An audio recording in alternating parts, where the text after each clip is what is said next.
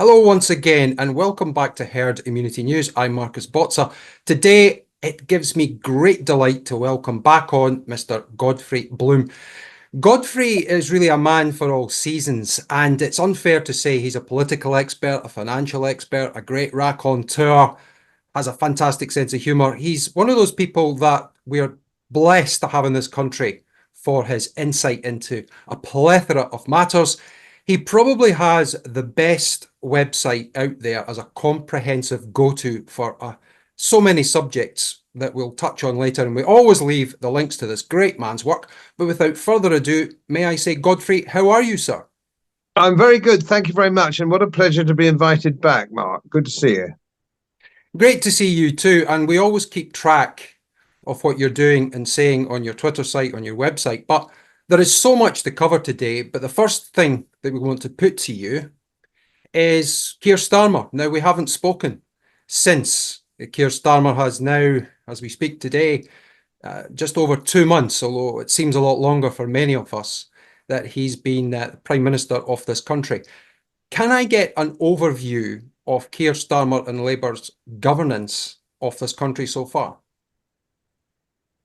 Well, many years ago, I spent some time in East Germany. I'm going back to the late 60s and early 1970s. And I got quite used to the concept of, as it were, self-censorship. What you could do, what you couldn't do, what you could say, what you couldn't say, because the Stasi, the government police, secret police, had almost plenipotentiary power there. It was a fascinating situation with that society, and I never, for the life of me, ever thought I'd be up against this in this country. And it's easy to just place this at Starmer's door, but it's not as simple as that. This has been going this way for some time. This has been going this way for decades. Now, the Conservative Party have clicked it up one small notch at a time. Starmer's just spun the wheel. You know, he's got in and he's spun the wheel. In all fairness, as Peter Hitchens, he's not a big mate of mine, to be frank, but he did say, you ain't seen nothing until you see this guy. So we're moving into a form of East German pre-collapse of the Soviet Union, this sort of situation in this country. And it seems to get worse every day. And moreover, what is interesting, he doesn't seem to care about hiding it. He makes no effort to hide it. He makes no effort to hide the fact that the police have been totally politicized, quite against our constitution and our history. Again, didn't just start with Keir Starmer. This has been going that direction for some time. And he's just saying, look, why are we pussyfooting about? Why don't we just get on with it? So we're dealing with a very, very fascinating situation here. The prisons are opening. He's letting people out of prison who really should be in there. He's putting people in prison who shouldn't be really put in prison. And the whole situation is fantastic. And of course, we've discussed this before, Mark. What is quite fascinating is that we no longer have a free press. It is a government-sponsored or corporate-sponsored or WEF-sponsored press. So he's not being called out. The state broadcasting, BBC, Sky, Channel 4, all these people are just turning a blind eye. So we don't have investigative journalism anymore. There are one or two, but they're not in the mainstream. They're in channels like yours and mine and Sonia Poulton's and people like that. But we still are sadly in a situation where 80% of the population believe what they see on the BBC. And of course, so are the institutions. Dissent is not allowed. The GMC now is striking off doctors who have tried to expose the great COVID fraud and the great, really, the jab. People are trying to come out, are being silenced and losing their license to actually practice. Dr. Sam White was the most recent one struck off. And I expect the other one who's always in the mainstream media, and he's going to be struck off too. I've gone blank on his name. Down in Cornwall. So the dissent is not allowed. Dissent is not allowed on any subject. And I think this is the most dangerous thing, bearing in mind for those historians who are watching the channel. We knew that Voltaire fled to Great Britain on the basis that he felt he could say, what he wanted to say. He could give a view, a balanced view in his view, without actually being banged up. And we've now got something like, if you want to go before Voltaire, to the Spanish Inquisition. We live in fear. I actually am concerned now about what I say, and we get back to self-censorship, because a moronic policeman will bang on the door wearing a political hat and ask me what I'm thinking. And it was Humberside up here that we found that when the police wanted to know what somebody was thinking. Now, I've had him bang on the door here too for a tweet that I made, totally innocuous tweet, and he wanted me to come down for an interview at the station. I told him to bugger off, and my brief wrote to him and told him to bugger off in spades, and I never heard any more about it. But I'm in an upper echelon of income. I'm experienced. I'm an old geezer now, as anybody watching this can see. I'm 75. I can't be bullied by these people. And if they try and get me to plead guilty on a fake trumped up charge, of course, I'll take them to the court, and I'll get a damn good KC if I don't run my own defense. So I'm probably better than most KCs. So, don't try that one with me. But, it's something that we do live in. We are concerned, and I shouldn't be concerned in a free society. And I am concerned. I'm as concerned now as I was when I was briefly in East Germany under the Stasi regime. That must be wrong for a free-born Englishman and Scotsman. Well said. And there's nothing there to really pick apart for us. But the point that you made about the mainstream media, it's out in the news today that the majority of people now are getting their information from social media. I think it's something like 70%. And of the under 30s, that goes up to 88% of people are turning to social media. But you're quite right to point out that there is no pushback or scrutiny whatsoever for these measures that have been coming down the line for many, many years. Now, people like Peter Reich have written about this in the expose of the Harold Wilson government being booted out of office, for the want of a better term. But do you think that Starmer and the deep state, the civil service, are emboldened because there is no opposition in Parliament, especially from the Conservative Party? Well, the Conservative Party is a lost cause. They've been a lost cause now probably since the late 1980s, in my view. I mean, they're close to a Blairite administration as you could possibly get. There isn't a single real Conservative on their benches at all. Some are slightly less left-wing than others. That's as far as it gets. So we do have this problem. One of the mainstays of our protection, people like you and me and the viewers today, the mainstream of our protection is our constitution, and people think we don't have a constitution because it's not written in one document like the American. That's people generally speaking without the benefit of a traditional education, which of course is most people these days quite deliberately. So the principles of English law, all these things that have built and manifested their time since Magna Carta, all these things that have gone forward to give the man on the Clapham omnibus freedom of speech. And of course, in the 1930s, the great, it went into the obiter dicta, as it were. What is justice? What is the main principle of English law? And that is what is deemed to be fair by the man on the Clapham omnibus. So it's what you and I. It should be what you and I and our viewers today think is fair. What is fair? Not as some sharp legal guy or some parliamentary subsection like they've got at the moment that say that it's so blanket, they're thinking of making Islamophobia illegal and they can't even define it. Well, that's pretty good when you get in court. If you can't define it, you can bang the guy up, can't you? Because it is by definition not definable. So the protection. But the protection of that constitution is just the same in the United States, of course, with their written constitution. It just shows it doesn't make much difference whether it's by implication in various ways like the 1688 Toleration Act and so on and so forth. These acts. It's the same in America. There is no free press. And so consequently, the bad guys aren't being called out that you can't do this. You know, you have a perfectly right to free speech. You have a right to free speech even under the rather bizarre European Court of Human Rights. And of course, if you read that carefully, it should be a total protection for the man on the clap of omnibus, free speech, even if he needed it, which he doesn't. But of course, if you drill down, and you'll find that it's being thrown out as a defence by people who quote whatever subsection 6. By the way, you have the freedom of speech, you have the right to do this, you have the right to do that. It's a wonderful document, except the caveat that says, but if the government doesn't like what you say, you're buggered.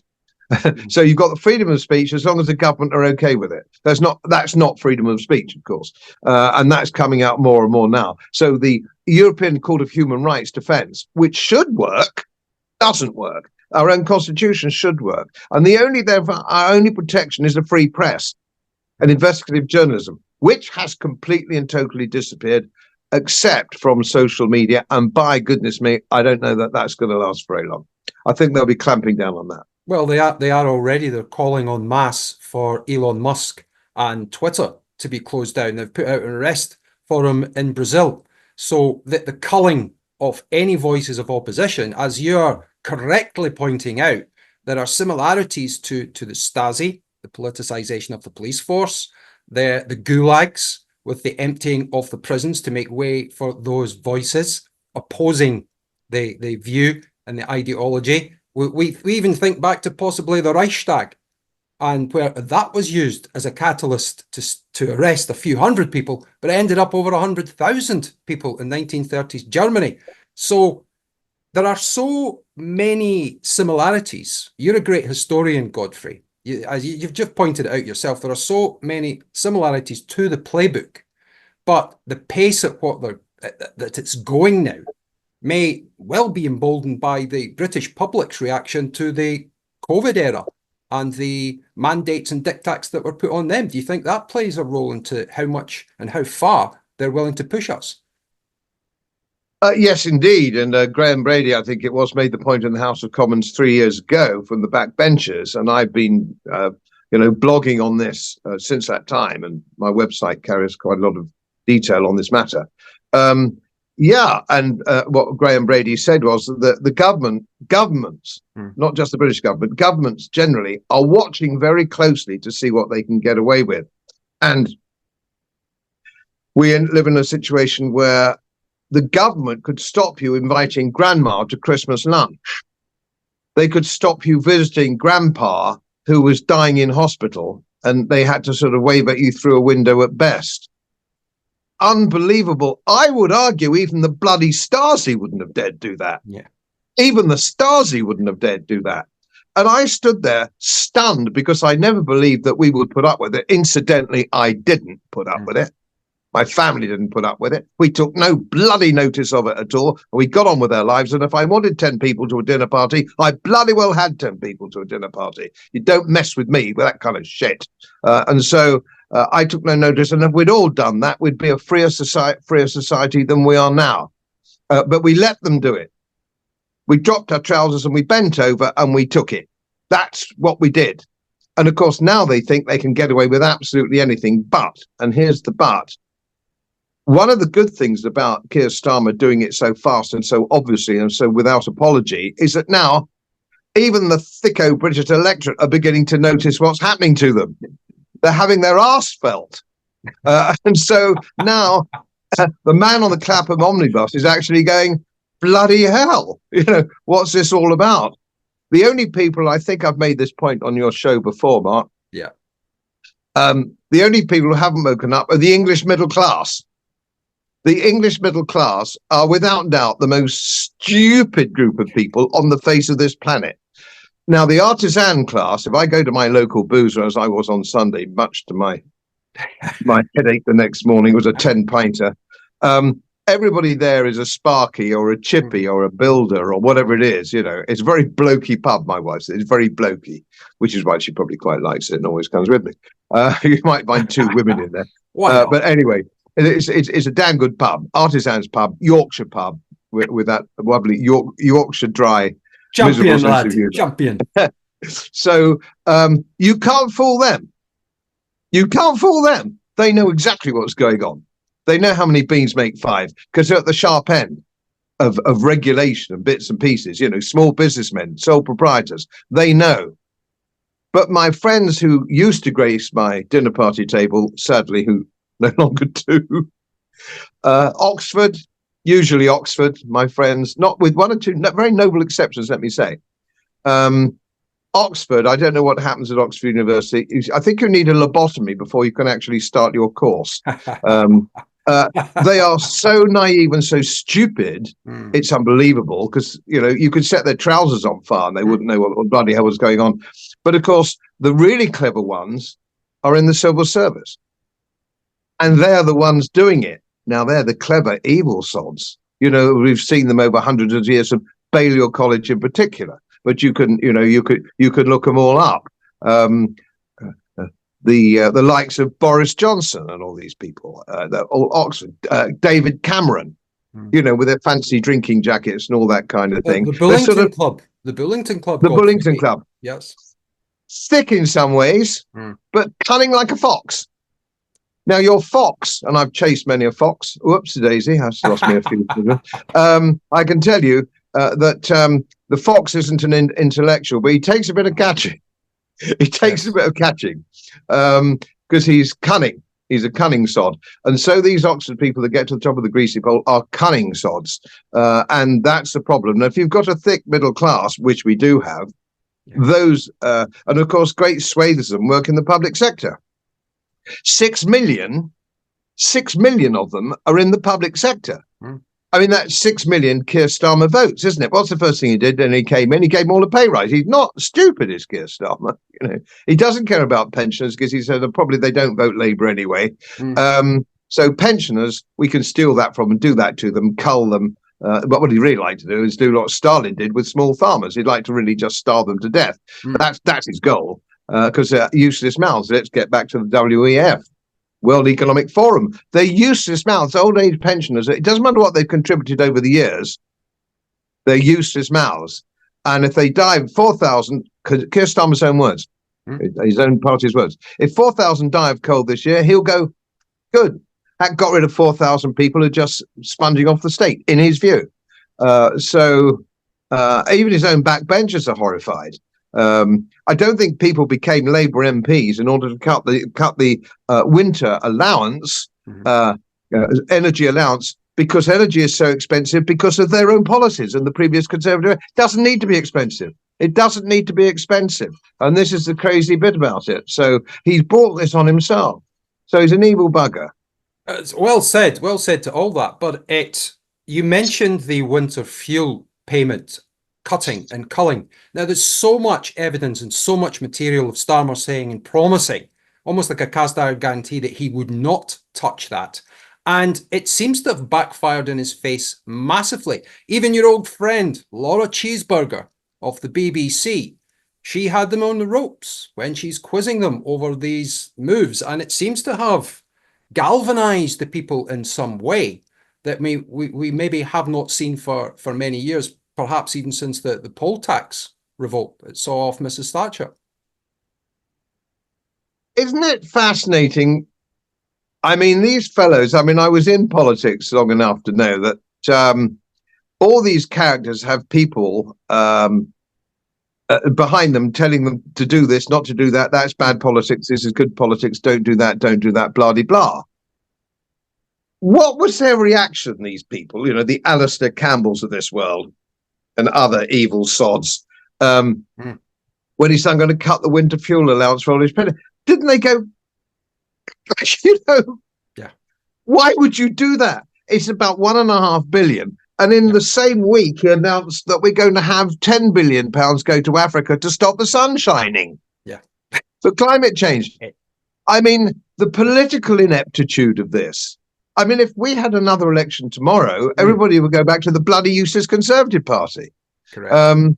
So I don't understand what the game plan is, or perhaps he really, really doesn't care. But why would you risk all that political capital to save 1.5 billion when you're getting rid of 10 billion to Africa, which everybody knows is stupid and ridiculous, and another just under £1 billion a month in unaudited foreign aid? I mean, there's 22 billion you could save off the bottom line just like that, and you could give pensioners. You could bring pensions forward for those ladies who diddled out of their pensions, paid tax all their lives. You could actually do something, and not that the National Health needs money; it's got too much money. That's the problem. The National Health Service, you could actually do so. We could actually see a GP instead of a diversity counsellor. You know what we actually want are doctors and nurses. Please, thank you very much. Not the comedians that they always seem to employ. En masse. 600,000 people in the National Health Service have no medical qualification of any sort. They're not doctors, nurses, physiotherapists, radiographers, anybody. Where does the bloody money go? Well, Godfrey, that's right. And we're looking at state spending now as a percentage of GDP, getting up to 50%. I think at the OBR announced it was 48%. Now, to put that into context, during the Thatcher years, we were about 30% of GDP spent on state spend. But as you correctly said, just a fraction of the money that goes to overseas aid, Africans to stop the sun shining, 5 billion guaranteed year on year to the operations in Ukraine. It goes on and on and on. So it is almost like a suicidal move by a man who's either clueless, drunk on power, or just doesn't give a flying Ferrari for what the public think. It does seem that way. He just doesn't care. And if you think about it, that's a little bit sinister. If he cares so little, or is he so short-sighted that he doesn't understand that the next election will come round eventually? Or does he think it doesn't matter because in 5 years' time he will have continued Sunak's work? So he's sponsored, of course, Starmer by BlackRock, and his predecessor was sponsored by Goldman Sachs. This is all about corporatism. This is about, people say, oh, it's left wing, it's right wing, it's fascism, it's communism. This is corporatism of the worst conceivable kind, mixed up with a little bit of Malthusian ideology, like there are too many people on the planet, and so we have to get rid of them, starting with British old age pensioners. Let's get rid of everybody. Of course, as I said before, Mark, they never mean them, do they? They don't mean them and their families. I mean, the king hasn't told any of his extended family to stop having children, has he? He's really worried about too many children. He's not worried about him. He's not worried about him. And he's, what is it? I don't know, 9 palaces and great country houses and all the rest of it, and his Bentleys, and he's now his new personal jet. He's taking the piss. And I'm a monarchist. I've been a monarchist all my life. I hold the Queen's Commission. But I look at this comedian and I go, what's what's his game? Does he really think we're all utterly stupid? Or we are so deeply monarchists in this country that there's nothing he can conceivably do to stop that?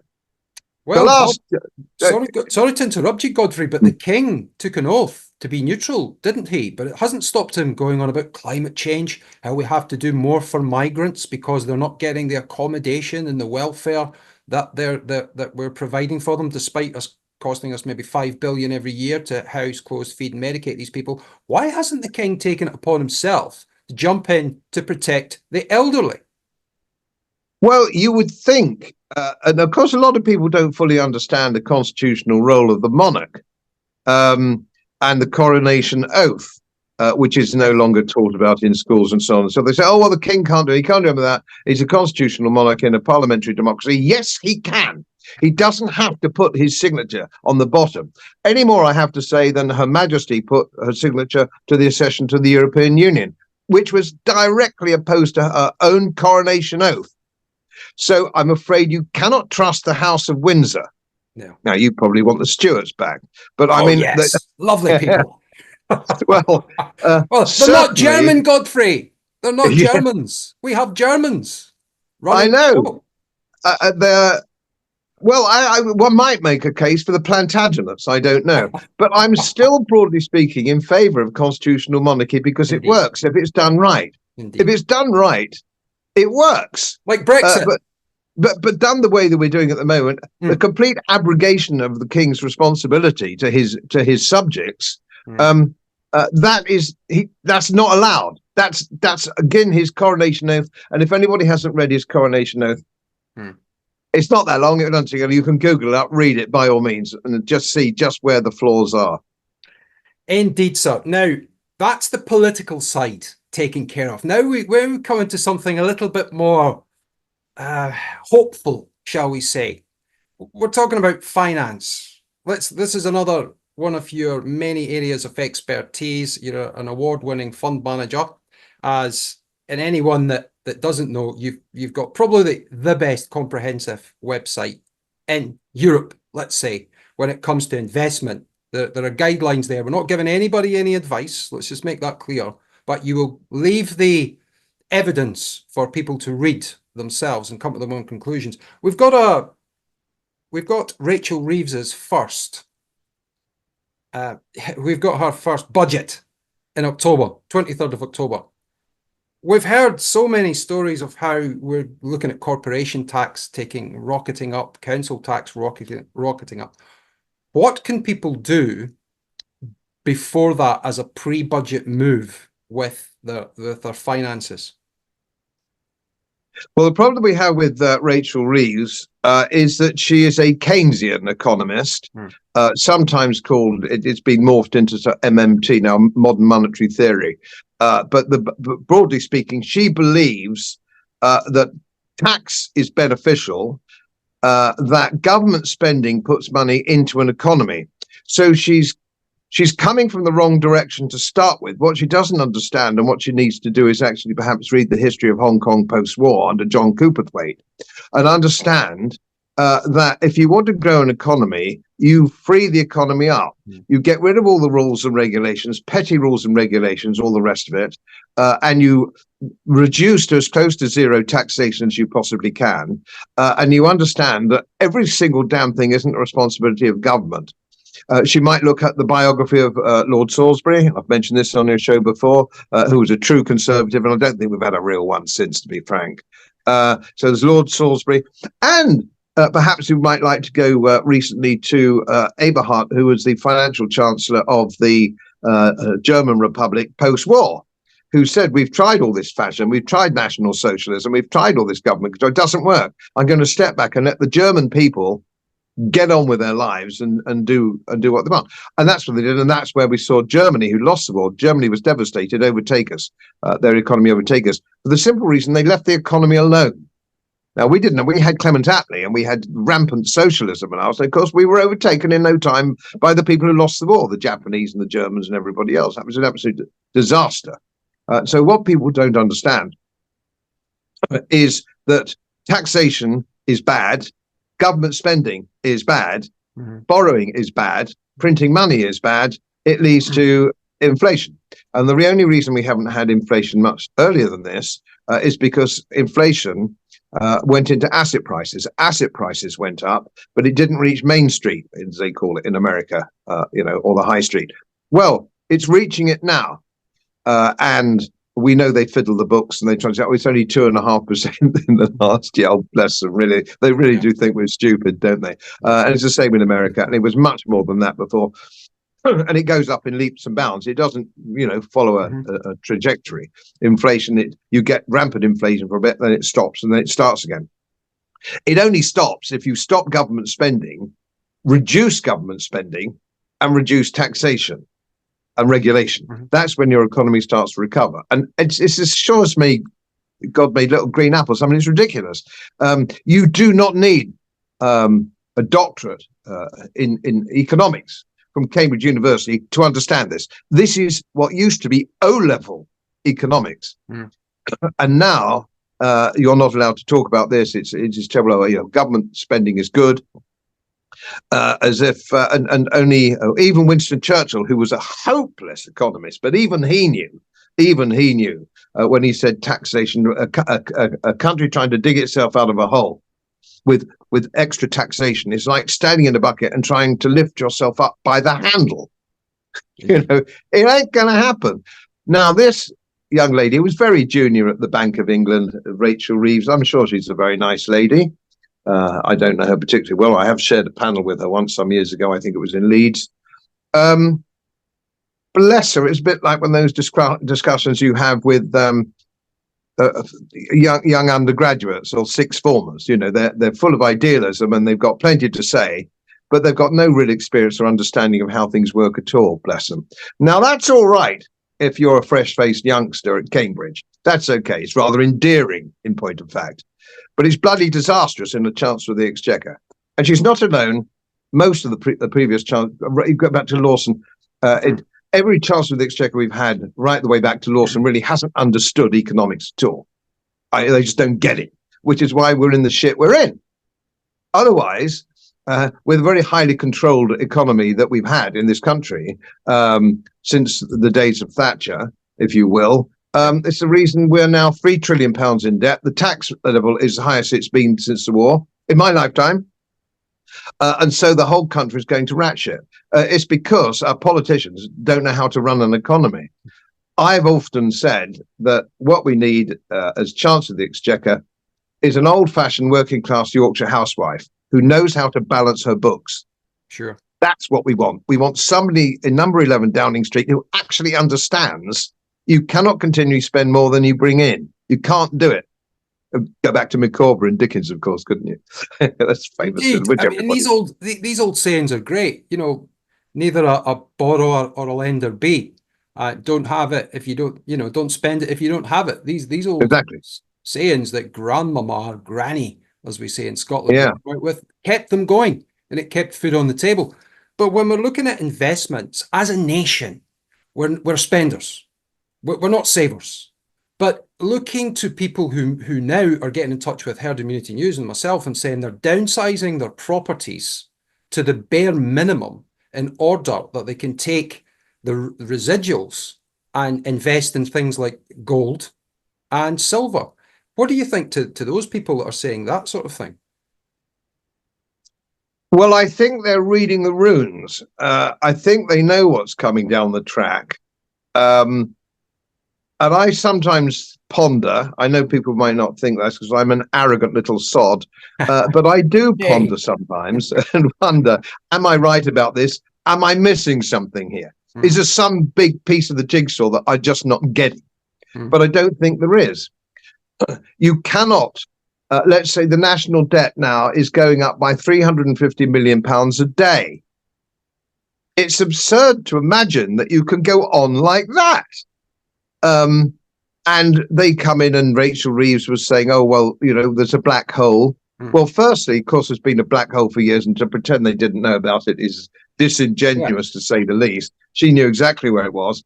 And then, of course, then to try and balance it by taking it away from pensioners and sending it all abroad, I mean, which we covered just earlier, is absolutely crazy. So what can people do? What's the doing thing?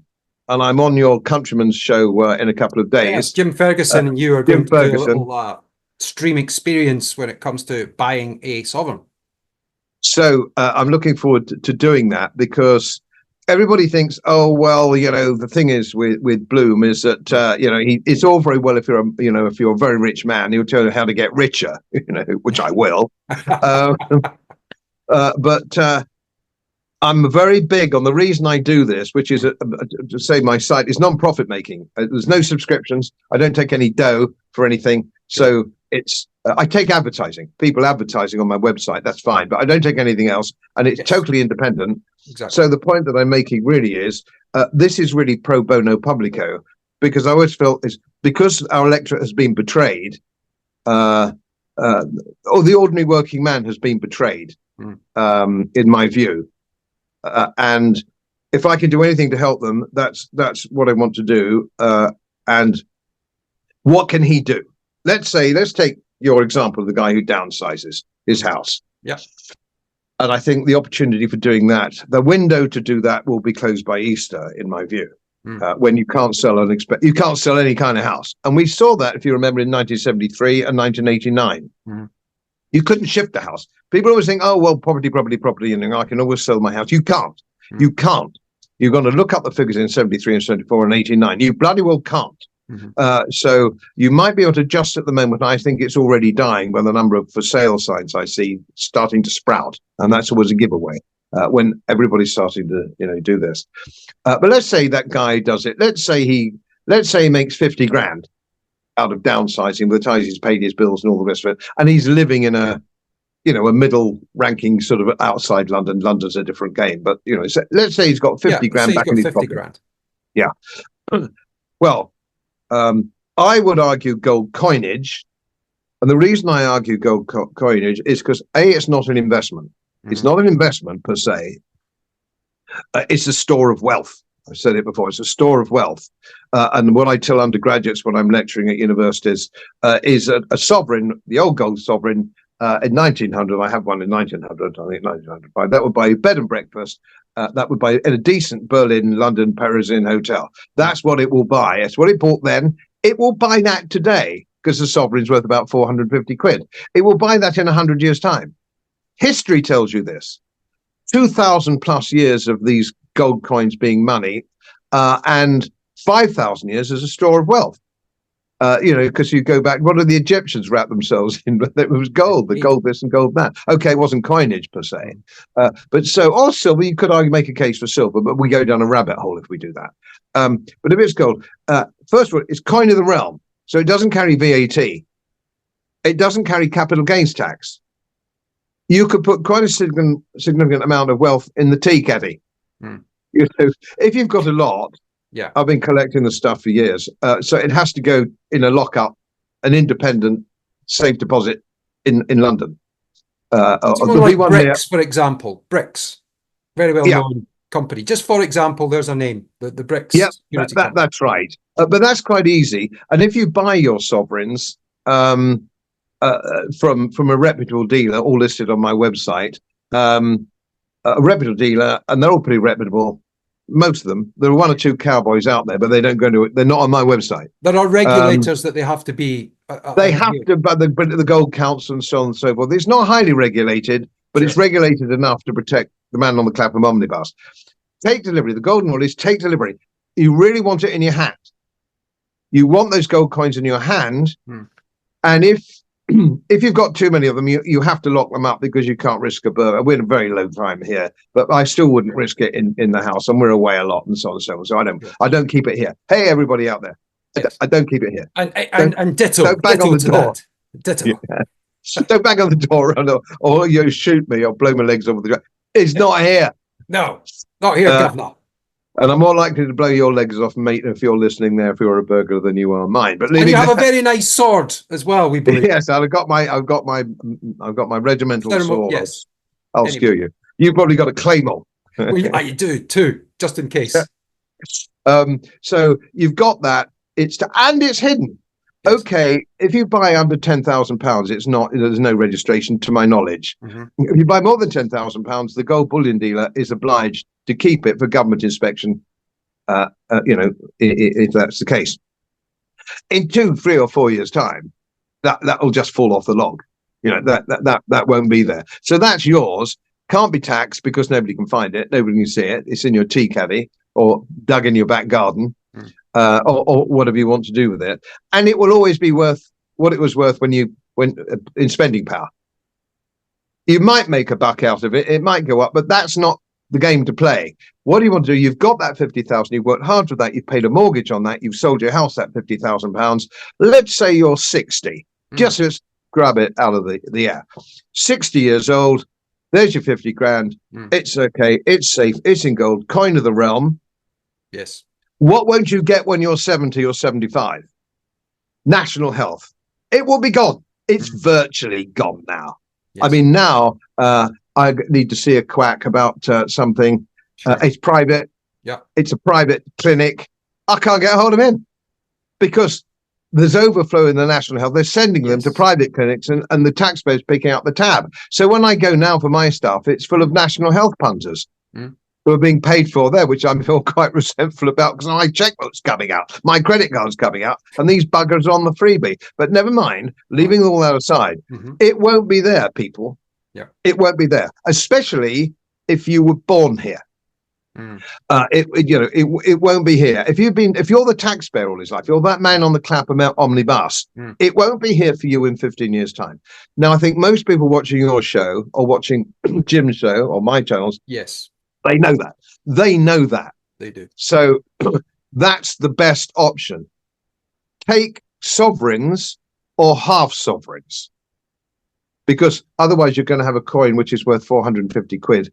Which is rather a lot to do much with. If it's half sovereign, that's good. But sovereigns are good. And if you've got a lot of dough, a Britannia is good because that's a 1 ounce coin. Exactly. And when you need the money, people say, "Oh, well, I get morons sometimes coming onto my channel saying, I can't buy the grocery bill with a gold coin." Of course you can't. I know that. What you actually do is you cash in your half sovereign for 200 quid, in whatever currency of the day it is. And you keep that and you spend that on your groceries. And then somebody says you can't eat gold. A moronic statement is that you can't eat gold. Well, of course they can't eat it. I'm not suggesting you can eat. You can buy a bloody decent size of piece of beef with a gold sovereign. All right. So that's what you're after. And there are other things you can do. I personally, I'm slightly more than pessimistic about what's coming down the road. I'm a big, I sat on the committee once with the Duke of Edinburgh. It was quite funny, and I travelled on his flight, the Queen's flight, once. And the stacks in the overhead lockers, there were stacks of Fray Bentos pies. Oh yeah, yeah. He loved the gravy, even though you don't get much meat. There's no meat, but the gravy is to die for. And when I was a bachelor, one of my sisters worked for Fray Bentos. And she could have as many as she liked. She used to come around the sack. I think I was 19, living in a bed sit. I lived on these buggers. I still love them today. Those days are coming again. It could be sardines. It could be pinks, Canadian salmon. Corned beef. Corned beef, excellent. Especially I could drone on all day about what you can do with corned beef. Yeah. Corned beef hash. We'll do that cooking show. We'll let Jim Ferguson do the gold bullion. We'll get Godfrey on with the apron. And bread pudding. Yeah, I've got lots of stuff. Bachelor, I'm still. But as soon as my wife goes away, for any reason, for a few days, she comes back and says, "God, you've gone back to bachelorhood 40 years ago. Look at it. There's Fray Bentos tins. There's corned beef tins. A few empty bottles of whiskey, so on and so forth. It's great fun. Those days are coming back. Those days are coming back. And if they don't come back, and I hope they don't come back, do you know? That's something that a lot of people don't know, as Michael Caine would say. A lot of people. Did you know that tinned sardines, for example, or tinned mackerel, gets better the longer you leave it in the tin?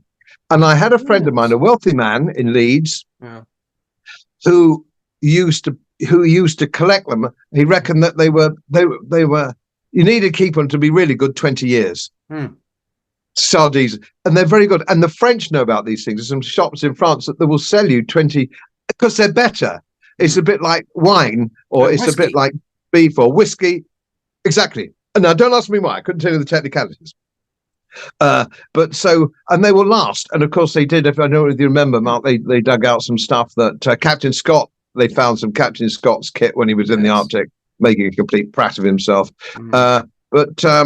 They found some of his tin Christmas puddings and stuff like that. Totally edible today. So stack up, and you could get a Fray Bentos sponsored. Now, if there's anybody out there, an executive of Fray Bentos, get me on to sponsor. I'll accept money for that. You could get a Fray Bentos steak and kidney pie for £2.50.